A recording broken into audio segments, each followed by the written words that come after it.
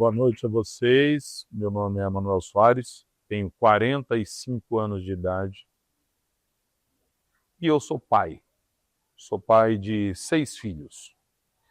Dos meus 6 filhos, 4 são biológicos e 4 não biológicos. Eu não consegui na minha vida colocar a palavra enteado. Isso não cabe, isso não existe para mim. É muito interessante porque eu passei alguns anos da minha vida na frente de lente de televisão. Foi isso que eu fiz minha vida toda. Eu saí da pré-adolescência para frente de uma lente, entrei na vida adulta na frente de uma lente. Você fala a maior tragédia que aconteceu no Brasil ou na América Latina nos últimos 5, 10 anos e eu estava cobrindo ela presencialmente. Eu falava diariamente com 40 milhões de pessoas. E o mais interessante é que eu comecei a me dar conta que eu não era ouvido dentro da minha casa. E não porque as pessoas não quisessem me ouvir, mas é porque não existia espaço de escuta. Eu venho de uma origem muito fragilizada socialmente, não me encontro nela hoje, onde pessoas como eu disputavam uma realidade digna quase que com animais silvestres. Quando você tem um processo de ascensão social vindo dessa origem, esse momento de localização social que você encontra passa a ser seu único objetivo. E o que você é ou o que você precisa ser enquanto pessoa vai se perdendo no processo.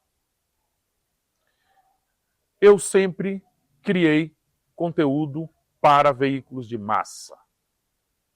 Eu sempre falei para milhões de pessoas. Chega um determinado momento da minha vida que eu saio da televisão. Não falo mais para massas. E aí, o que chega para mim é que agora existe rede social.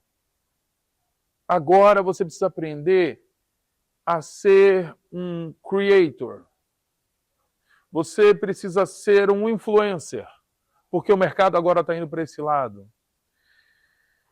E eu comecei a pensar, como é que eu faço essa criação, essa influência?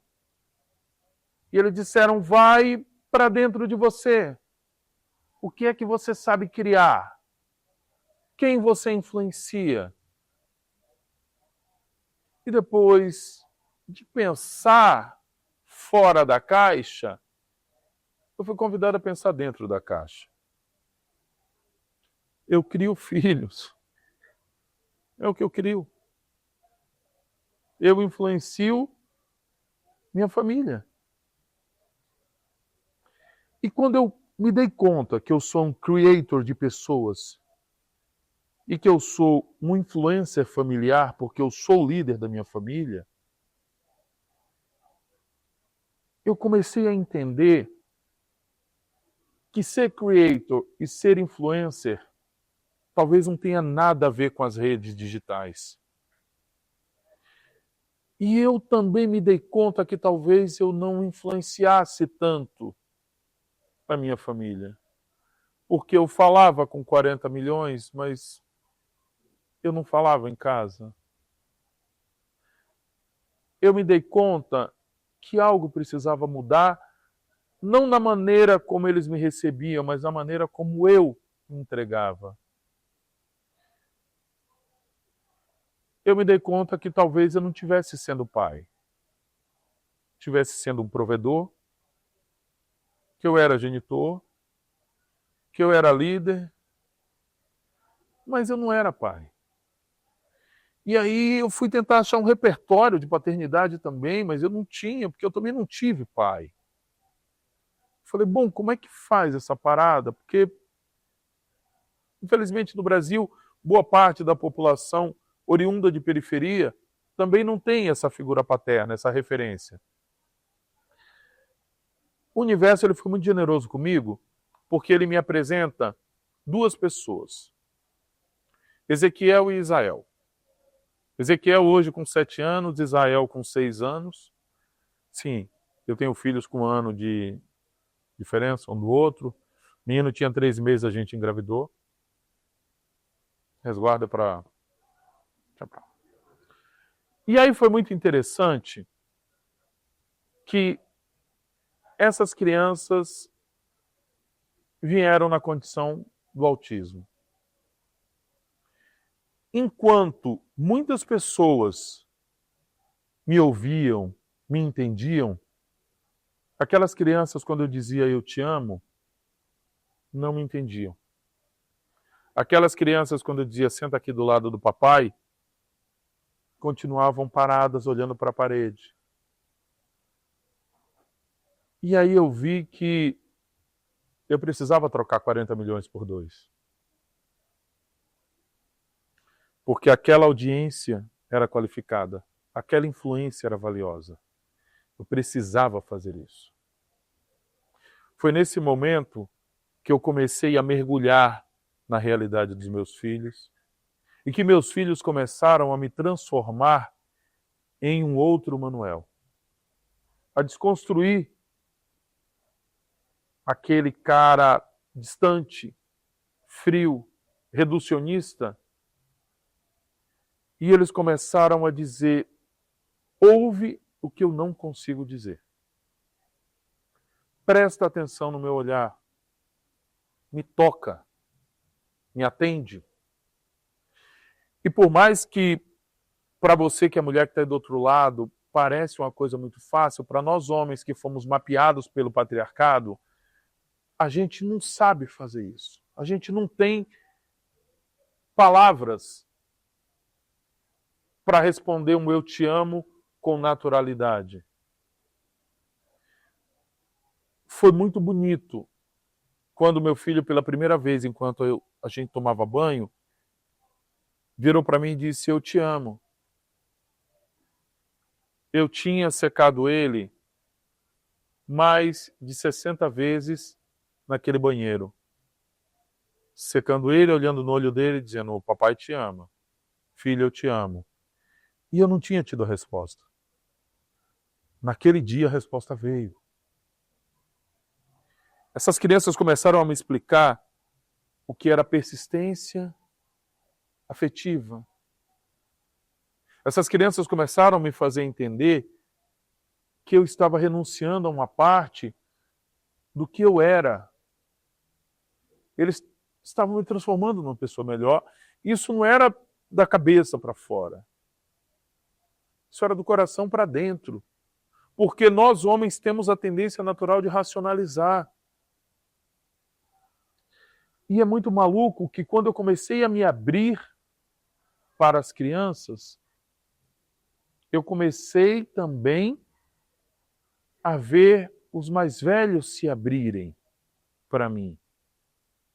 Eu tinha filho mais velho que muitas vezes não se conectava comigo. Depois que eles começaram a ver que papai também chorava, que papai também podia ser vítima de uma piada boba, que papai também deixava o arroz queimar, as coisas começaram a suavizar.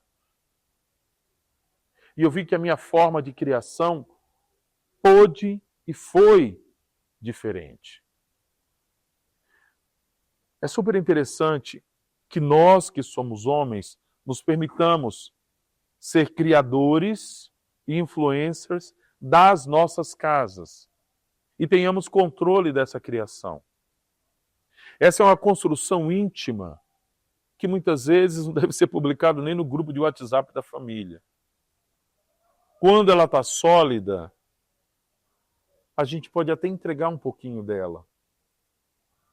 A partir dos meus filhos, eu me descobri um homem autista, minha esposa se descobriu uma mulher autista. A partir dos meus filhos, nós descobrimos uma família atípica. E a partir dessa realidade atípica, nós começamos a influenciar as outras pessoas à nossa volta. a trazer a neurodivergência que nos foi apresentada e trazida por essas crianças para todo mundo. As câmeras de segurança da minha casa, que é de fato para a segurança das crianças que são neurodivergentes, viraram câmeras de registros de soluções. Quando um filho meu tem uma crise, eu pego ele, aplico nele procedimentos que foram orientados pelos profissionais. Esses procedimentos aplicados depois viram vídeos que vão para a minha rede social com mais de 2, 3 milhões de visualizações. Nesses vídeos eu explico para o pai que está do outro lado o que ele precisa fazer. Que muitas vezes quando a criança dá um tapa no rosto dele, sendo ela neurodivergente, é uma outra realidade que está impressa e que ele precisa deixar o seu patriarcado de lado e assumir uma relação afetiva nesse momento. É você tentar explicar para esse homem o que é o puerpério de uma mulher que teve um filho neurodivergente. É você explicar para esse homem que hoje quase 90% da carga genética que gera o autismo provém do corpo do homem. Ele carrega o autismo no corpo dele e foi a carga genética dele que levou isso para o corpo da criança.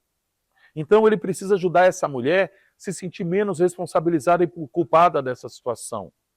Você poder, a partir da renovação que essas crianças construíram em mim, levar isso para outras pessoas, utilizando as redes sociais, é de fato libertador.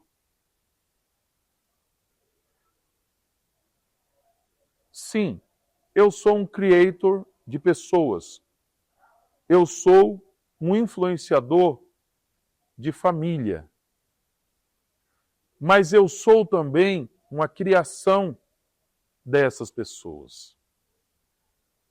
Eu sou também um influenciado por essas pessoas. Porque rede social não é o que está na tela do nosso celular. Isso é uma rede digital. Rede social é família. Rede social são pessoas. Não podemos esquecer.